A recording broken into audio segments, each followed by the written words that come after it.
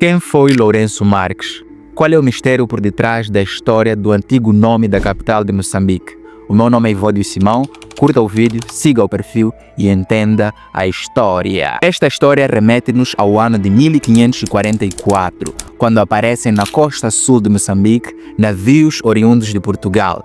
No seu comando estava nada mais, nada menos que um senhor chamado Lourenço Marques, que era movido não só pelo objetivo de mapear e descrever as condições de comércio nas terras do sul, como também de enriquecer com o que ele encontrasse por lá. Aliás, essa era a sua maior ambição. Naquela época, o sul de Moçambique era habitado por povos da etnia Tsonga, apesar de alguns grupos terem sido influenciados pelos carangas do norte, rotulados como pouco hospedeiros.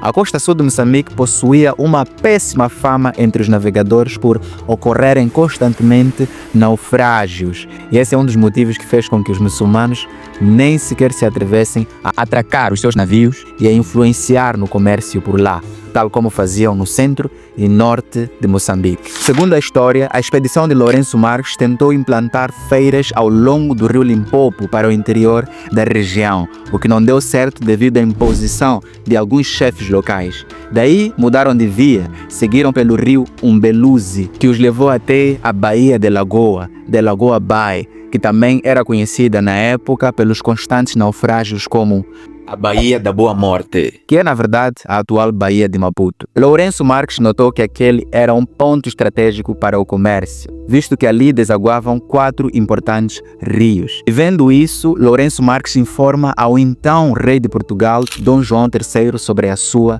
descoberta, para que a coroa portuguesa reconhecesse o local e assim definitivamente se implantasse. Ora bem, o rei de Portugal disse: tudo bem, faça negócios. Mas que negócios? Bom, naquela época a coisa mais valiosa era o marfim. Mas e então? Era só chegar e querer marfim? Não. Havia necessidade dele fazer de tudo para cair na graça dos chefes dos diferentes pontos da Bahia.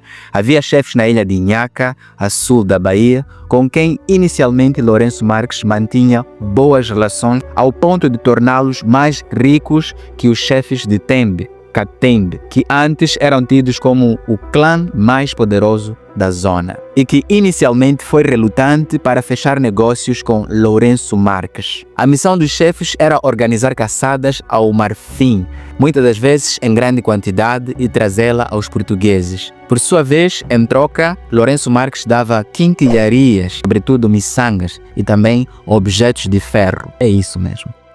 E assim sendo, a ambição de Lourenço Marques se realizava, ficava cada vez mais rico e usava o que ganhava para expandir cada vez mais o seu negócio. Chegou a montar 5 feiras ao longo dos diferentes rios que desaguam na Bahia, inclusive uma feitoria. Nessa ordem, os negócios andavam bem, e por ele ser o mais influente ou o mais conhecido dentre os portugueses, a Bahia e arredores começaram a ser chamadas de Baía de Lourenço Marques e passou a ser a toponímia do local, ou seja, passou a ser a origem do nome do local, que se tornou numa grande cidade, oficializado pelo rei de Portugal, Dom João III, em 1546, mas passou a se designar por Maputo, que é a atual capital de Moçambique, a partir de 1976. E aí, você sabia dessa história? Escreva nos comentários.